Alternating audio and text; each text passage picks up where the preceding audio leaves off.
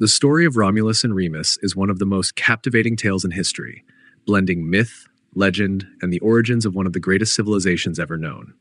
And it begins in the ancient city of Alba Longa, located in the Alban Hills, southeast of what is now Rome.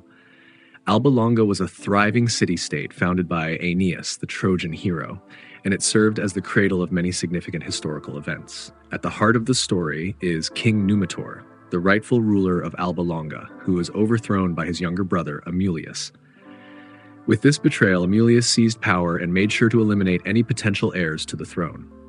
He took drastic steps, forcing Numitor's daughter, Rhea Silvia, into the role of a Vestal Virgin, which meant she had sworn a vow of celibacy and could never bear children. This was meant to ensure that no one could challenge Amulius's rule. However, the gods had other plans. It is said that Mars, the god of war, visited Rhea Silvia in a divine encounter, and she became pregnant with twins, Romulus and Remus. Whether this event was an actual divine occurrence or a later mythologization to glorify the birth of Rome, it has become an integral part of Roman mythology. Amulius, upon learning of the twins' birth, was enraged. Fearing that these boys might one day overthrow him, he ordered that they be cast into the Tiber River to die. However, fate had different ideas. The river, swollen from recent rains, carried the basket containing the twins to a safe spot along the riverbank, near the foot of the Palatine Hill. There, the legend continues, a she-wolf discovered the helpless infants and took them in. She protected and nurtured them, offering her own milk to sustain them. It is here that the story shifts to one of human compassion. A shepherd named Faustulus found the twins after the she-wolf had cared for them. Together with his wife, Acca Larentia, Faustulus raised Romulus and Remus as his own. The boys grew up strong, brave, and intelligent.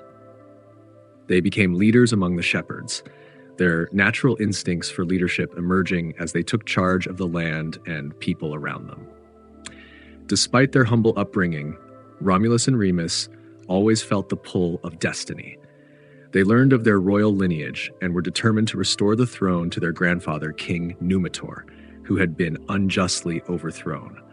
Together, Romulus and Remus rallied a group of loyal followers and set out to right the wrongs.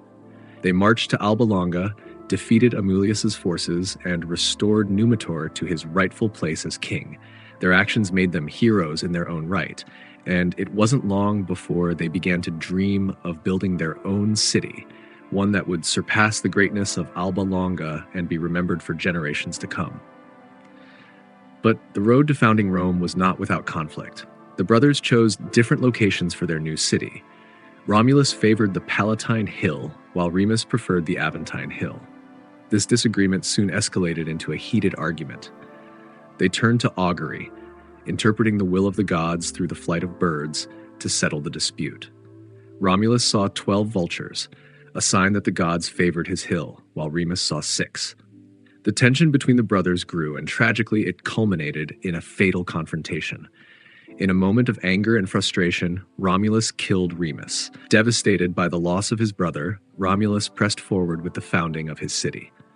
On April 21st, 753 BCE, Romulus began the construction of the walls of Rome on the Palatine Hill. The city was built with great care and purpose, reflecting Romulus's vision of a new society. It was a city of refuge, a place where anyone seeking freedom, justice, and a fresh start could come. Refugees, exiles, and wanderers from the surrounding areas flocked to Rome, filling its streets and adding to its diversity.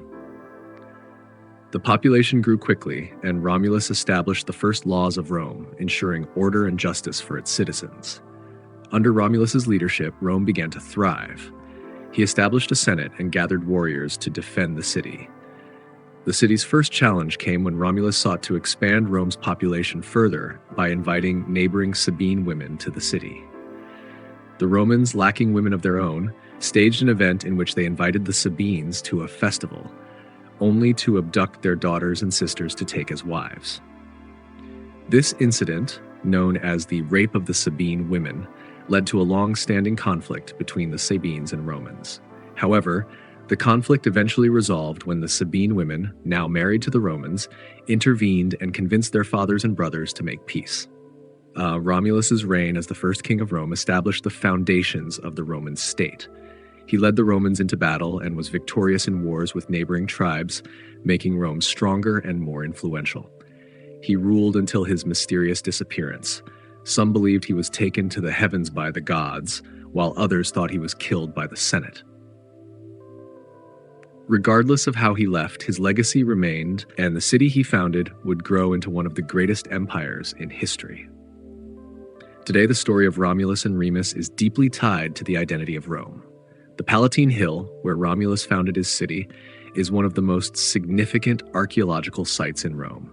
Visitors can walk through ancient ruins, including temples and early Roman buildings, and imagine the birth of the city.